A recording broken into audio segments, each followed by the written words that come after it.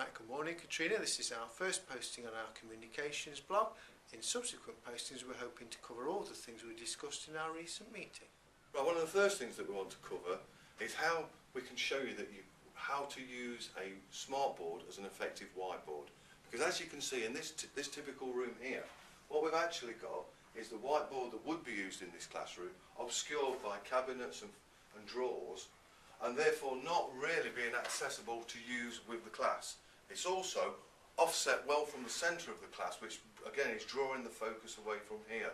If we don't enable the people to use the smartboard as a whiteboard, we could end up with a situation where we've got, like we have here, a member of the teaching staff and teacher training using a flip chart stand as a temporary whiteboard. Now that obviously isn't good. You've not got enough space to write on.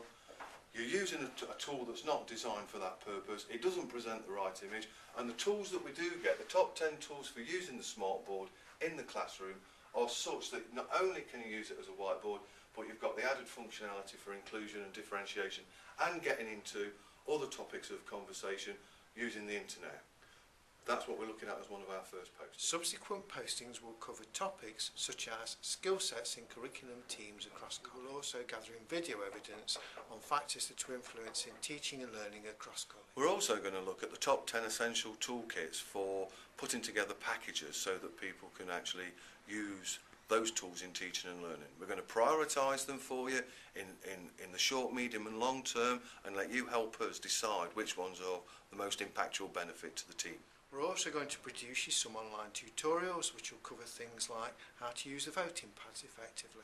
We'll also be showing you how we can produce interactive learning material using Microsoft Office products. The last thing we want to look at over the next 2 weeks is obviously how cloud-based technologies bring this information together and allow us to disseminate it across wide groups of people regardless of their location. So hopefully in producing this kind of blogging communications tool, along with the inclusion of embedding certain content within that blog, will allow you to see how that technology can have a positive effect on the learning experience.